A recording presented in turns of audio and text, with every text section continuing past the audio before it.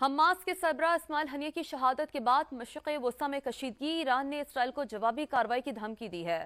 سما کے نمائندہ خصوصی جاوید فاروقی سابق سیکرٹری خارجہ اعجاز احمد چودھری کے ساتھ موجود ہیں۔ ان سے کیا گفتگو کی ہے، آئیے آپ بھی دیکھیے۔ جی، پاکستان کے سابق سیکرٹری خارجہ اعجاز احمد چودھری صاحب ہمارے ساتھ موجود ہیں۔ مشرق وسطی کی صورتحال پر ان سے بات کرتے ہیں۔ امریکی بحری بیڑا بھی جو ہے مشرق وسطی کی طرف روانہ کیا جا رہا ہے۔ آپ کیا سمجھتے ہیں، اس سے کشیدگی بڑھے گی؟ امریکہ کی طرف سے جو اس وقت کارروائیاں ہو رہی ہیں وہ ایک ممکنہ جنگ کو مد نظر رکھتے ہوئے کر رہی ہیں۔ دیکھیں، ایران نے جواب تو دینا ہے، اس میں کوئی دو رائے نہیں ہے، کیونکہ ان کی سرزمین پر ان کے آئے ہوئے مہمان کو اس طریقے سے ہلاک کیا گیا ہے کہ جنگ ایران نہیں چاہتا ہے۔ میں یہ سمجھتا ہوں کہ جنگ اس وقت عرب ممالک بھی نہیں چاہتے ہیں، ایران بھی نہیں چاہتا ہے اور امریکہ بھی نہیں چاہتا ہے۔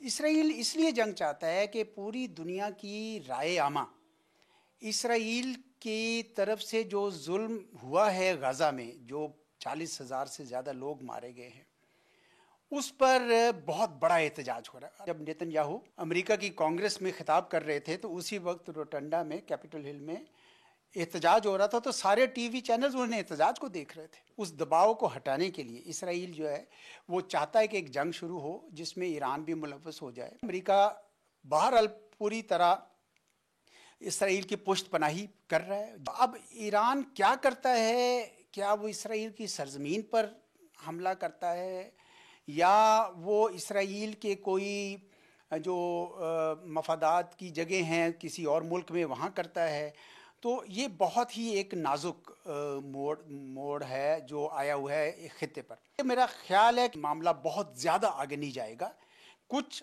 حد تک تو یہ جائے گا، کیونکہ یہ ہو نہیں سکتا کہ ایران جواب نہ دے، لیکن امید کرنی چاہیے کہ باقی تمام قوتیں اور امریکہ بھی اس جنگ کو روکنے میں کام کریں گے، آگے بڑھانے میں نہیں، کیونکہ یہ بڑھ گئی تو پھر اسرائیل کی بھی خیر نہیں اور خطے کی بھی خیر نہیں، تو یہ بالکل صحیح نہیں ہوگا۔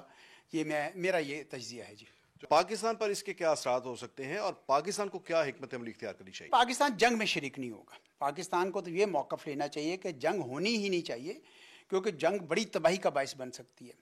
اب دیکھیں، اسرائیل بھی نیوکلیئر آرمڈ ہے اور ایران کے پاس بھی بہت بڑی طاقت ہے، خصوصاً میزائلز کی طاقت ہے بہت بڑی۔